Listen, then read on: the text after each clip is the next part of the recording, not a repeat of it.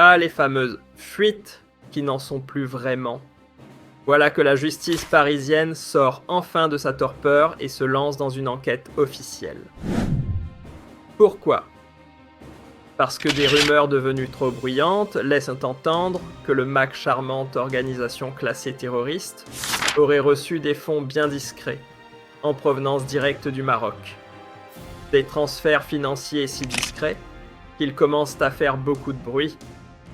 Il semblerait que certains parrains de l'ombre aient voulu jouer aux mécènes politiques, sans imaginer que le rideau finirait par se lever.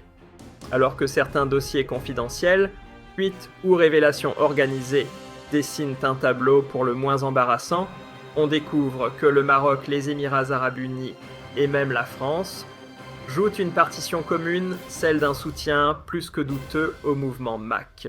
Le tout, évidemment orchestré avec la bénédiction d'Israël, grand chef d'orchestre de l'ombre, dans ce qui ressemble fort à une ultime manœuvre pour faire vaciller les fondations d'un État qui les dérange. Mais spoiler alerte, le scénario ne s'est pas déroulé comme prévu. Le président Tebboune, calme mais implacable, a dégainé une carte inattendue, une grâce présidentielle taillée sur mesure qui a pris tout le monde de court.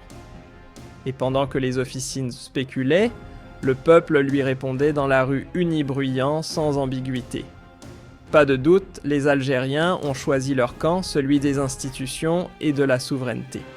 Et voilà que Paris devient bien, malgré elle, le théâtre d'un thriller politico-financier. Les dernières révélations issues d'enquêtes menées à pas feutrés, mais désormais bien visibles, viennent éclairer ce qui se tramait dans l'ombre. Le mouvement MAC ne vivait pas que d'idéologie. Non, il carburait à l'argent, un argent dont l'origine fait grimacer. Il n'y a plus de mystère, juste des preuves, plusieurs puissances avec chacune son agenda, avancent main dans la main pour tenter de fissurer l'édifice algérien et y semer la discorde sociale. Et comme pour confirmer l'évidence, le parquet parisien a fini par lâcher l'info, une enquête en profondeur est ouverte.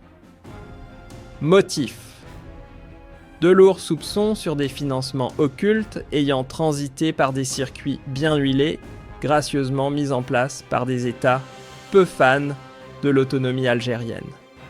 En tête du peloton, le Maroc, évidemment. Fidèle à ses méthodes pleines de subtilité, comprendre manœuvres douteuses, le royaume chérifien semble prêt à tout pour brouiller les cartes et saboter les avancées diplomatiques de son voisin. Tel Aviv, Abu Dhabi, Rabat, un trio qui avance masqué, mais dont la danse diplomatique trouve à Paris une scène bien trop accueillante. Ensemble, ils pensaient y pouvoir faire tanguer l'Algérie, la faire entrer dans leur bal de normalisation forcée et de redécoupage géopolitique. Spoiler, ils ont mal évalué le mur en face. Car ce qu'ils ont rencontré, ce n'est pas un État docile, c'est une Algérie debout, libre de ses choix, et plus déterminée que jamais à écrire ses propres règles du jeu. Ni satellite, ni pantin, elle garde fermement les rênes aussi bien sur le plan politique que sécuritaire.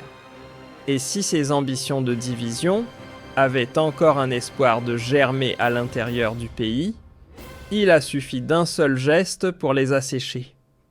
En décembre 2025, le président Tebboune a sorti une carte inattendue mais redoutablement efficace, une grâce présidentielle accordée à l'historien Mohamed El Aminé Belghit.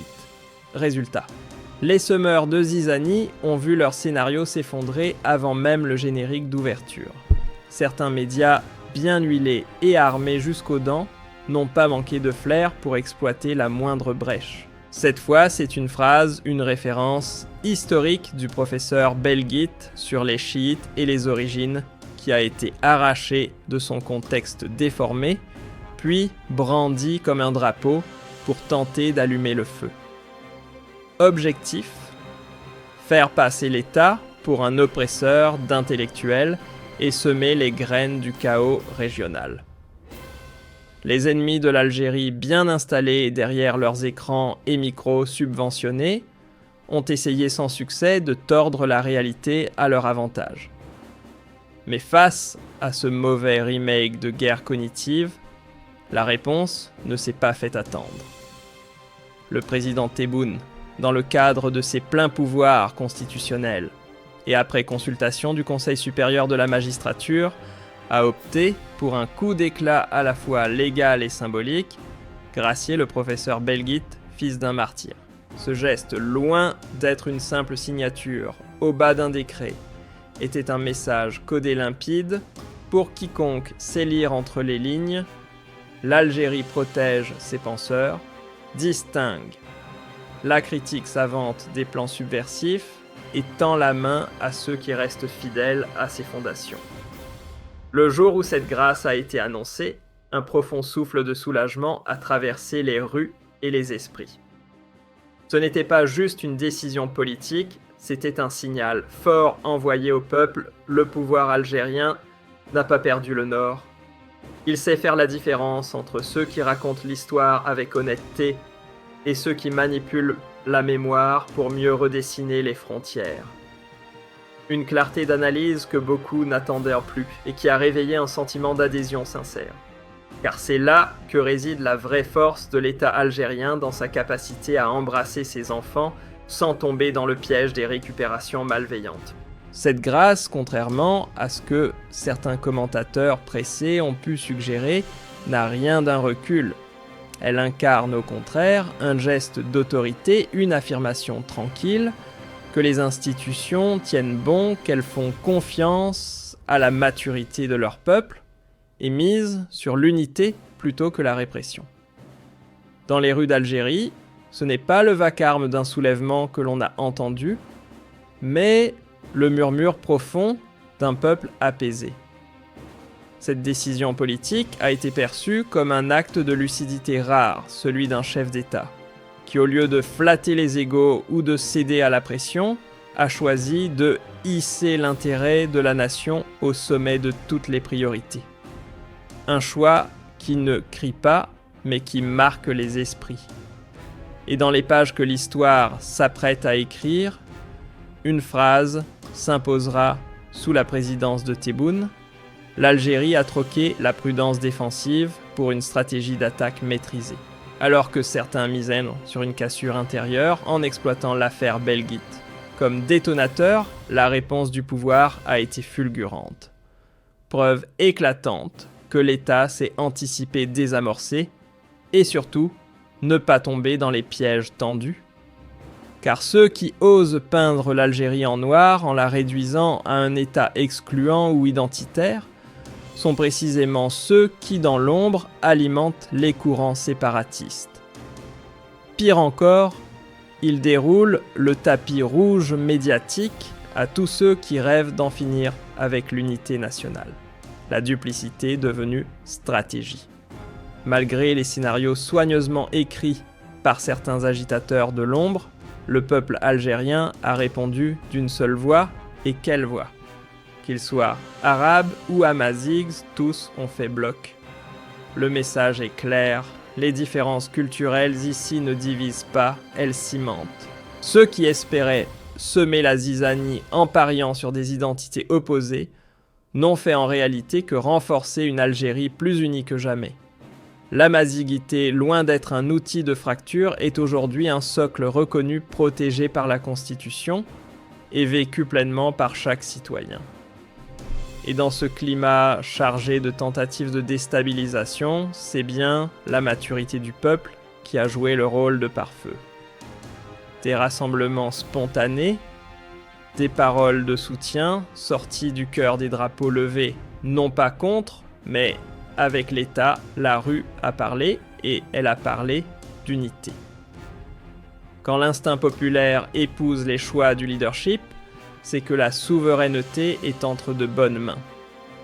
Sur le front diplomatique, un vent nouveau souffle. Le traitement réservé aux dossiers sécuritaires algériens à l'international connaît un virage serré presque brutal. Fini le temps où certains activistes séparatistes bénéficiaient à Paris d'une immunité tacite sous l'étiquette très pratique des droits de l'homme. Après des années de silence poli, l'Algérie a élevé la voix et surprise, ça commence à bouger. Les pressions répétées, discrètes mais constantes produisent leurs premiers effets concrets. Les signaux sont désormais clairs. La France, consciente du coup diplomatique de sa bienveillance passée, commence à resserrer l'étau. Soutenir des groupes qui compromettent les relations bilatérales n'est plus aussi rentable. Et la farce du mouvement MAC, elle a pris fin devant les caméras du monde entier. Brandir le drapeau sioniste en plein cœur de Paris n'a fait qu'arracher le dernier masque. L'illusion d'un combat idéologique s'est effondrée, laissant place à ce qu'il est réellement une marionnette géopolitique entre les mains d'Israël et de quelques régimes arabes alignés. Un projet voué à l'échec hier, aujourd'hui, demain. Aujourd'hui, la diplomatie algérienne ne se résume plus à de beaux discours. Elle parle chiffres, elle signe des traités, elle trace des lignes claires sur les cartes de la coopération sécuritaire internationale. Preuve à l'appui, l'Algérie a tissé des partenariats solides avec plusieurs poids lourds européens de la Suisse à l'Espagne, en passant par la Grande-Bretagne avec un objectif limpide, couper le robinet financier des groupes hostiles et traquer les fuyards jusque dans leurs refuges les plus lointains. Et ce n'est pas du symbolique. Les accords judiciaires et sécuritaires, récemment paraphés dans les capitales européennes les plus stratégiques, illustrent un basculement discret, mais profond. L'Algérie n'est plus une variable d'ajustement, c'est un acteur central. Le message est désormais clair pour la communauté internationale. Si vous cherchez un allié sérieux contre les réseaux criminels ou les projets de sabotage régional, c'est vers Alger qu'il faut se tourner. Car sa stabilité n'est plus seulement une affaire intérieure, c'est devenu un verrou essentiel pour toute la région. Lorsqu'on prend un peu de recul et qu'on lit entre les lignes des derniers événements, une évidence saute aux yeux, l'Algérie n'est plus simplement de retour. Elle s'impose à nouveau comme une puissance centrale dans son environnement régional. Alors que certains acteurs étrangers pariaient sur une fracture entre le peuple et ses institutions, misant sournoisement sur l'affaire du professeur Belghit pour créer une onde de choc interne, la réponse d'Alger n'a laissé aucune place à l'ambiguïté directe réfléchie imparable. Les ficelles ont été coupées avant même d'être tirées. Et ceux qui s'époumonnent à dépeindre l'Algérie comme un État fermé ou teinté de régionalisme sont bien souvent ceux qui, en coulisses, financent de gaulle les courants séparatistes, tout en offrant leurs micros et caméras à quiconque crache sur les symboles de la nation. Une hypocrisie médiatique bien huilée qui n'a pourtant pas réussi à briser la cohésion du peuple. Car justement, ce peuple-là, dans toute sa richesse culturelle, a répondu avec une clarté désarmante. Arabes et Amazighs forment un tout indivisible. Les tentatives d'alimenter la discorde identitaire se sont retournées contre leurs auteurs.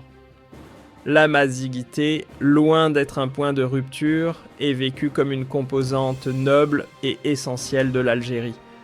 Inscrite dans la Constitution, elle est protégée, partagée et vécue avec fierté par ceux-là même qu'on croyait divisibles.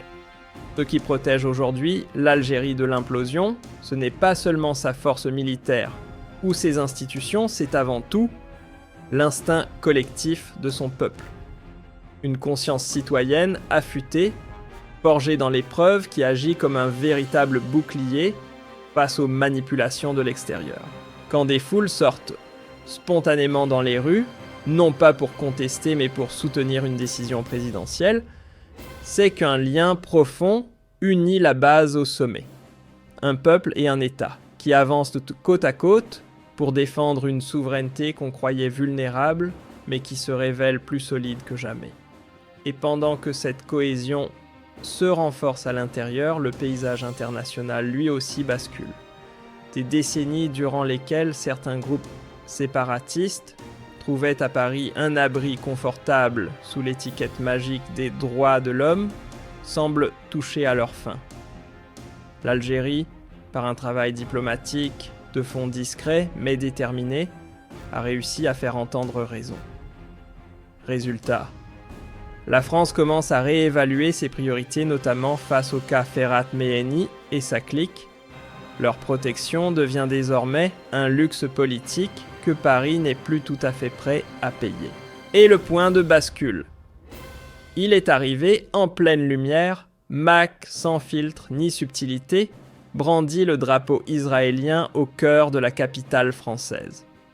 Une image qui a fait tomber le rideau.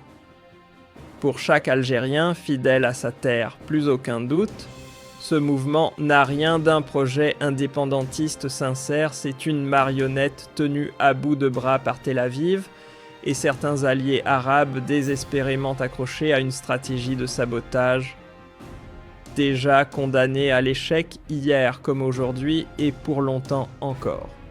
Aujourd'hui, l'influence internationale de l'Algérie ne se raconte plus, elle se calcule. Elle se lit dans les statistiques, se confirme par des accords concrets et s'impose à travers des partenariats sécuritaires qui dépassent donc les frontières. Alger a su élargir son cercle de coopération jusqu'à des acteurs européens majeurs, Suisse, Espagne, Royaume-Uni, avec une mission claire, couper les flux financiers qui alimentent que les réseaux hostiles et traquer ceux qui pensaient pouvoir disparaître dans l'anonymat de l'exil. Ces signatures récentes, apposées dans plusieurs capitales européennes stratégiques, ne relèvent pas du protocole creux. Elles traduisent un basculement réel sur l'échiquier géopolitique.